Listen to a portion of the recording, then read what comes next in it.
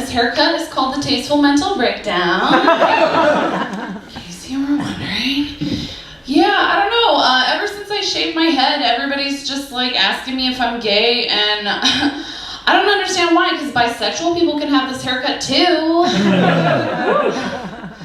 I cut 13 inches of my hair off before I shaved it, and so it was a pretty big surprise to my family, especially my dad. So when he actually saw me for the first time, his reaction was, "Oh my God, you look like me when I was 7. And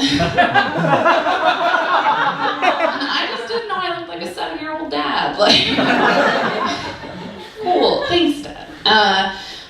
Speaking of dads, I do have a young boyfriend. And I don't mind practicing to be a mom. Yeah, he's pretty cool. Before I met him, though, I was actually really into dads. Like, really into dads. Okay, let me rephrase that. I was really into dads who didn't have full custody of their children. Those dads. Yeah, I actually went on a first date with a dad one time, and I got pretty drunk, I'm not gonna lie to you. I'm not here to explain that, it's not a part of the story, but crying on the first date is okay, right?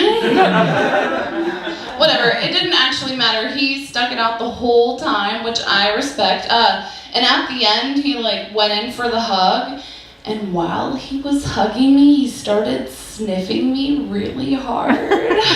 He was like, "Oh my God, every girl I date wears that same perfume." He fucking said that to me. I know. I had the exact same response. I also didn't know what to say or do. So I just like sniffed him back. I was like, "Oh my God. Every guy I date just lives with his parents." And that's not perfume, dude. Okay, that's just like a little bit of lavender, essential oil mixed with some like dirty bong water. I spilled on my shirt earlier. So now you have the ingredients to patchouli. He even texted me the next day. I was very shocked.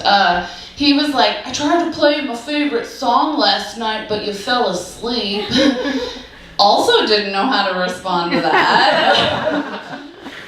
Because, like, you're a dad, you should be used to that by now. Right? Like, you take naps, play music, you know?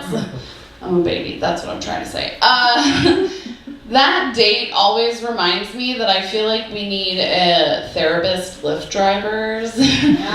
You know, like, hear me out. Like, we're already paying you, so why don't you give us some advice, you know? Like, instead of Lyft, it would be called Uplift. In my day job, I'm a engineer right now. Before that, I was a scientist I work in biotech. So I actually, technically, like, the easiest way to say it is I help cure cancer, which is not a bad job. It's not a bad job. Thank you. It's pretty funny because people always, when they hear that and they know that I do comedy, they're like, "Why don't you talk about science? Why are your science jokes?" So, I've made some. How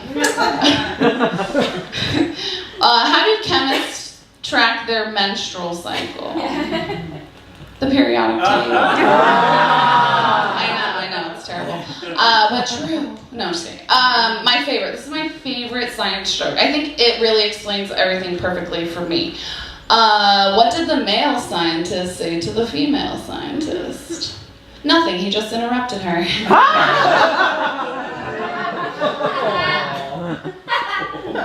It's true. I'll leave you guys with this. I'm really excited that there are over 100 women in the House of Representatives, right? That's really amazing.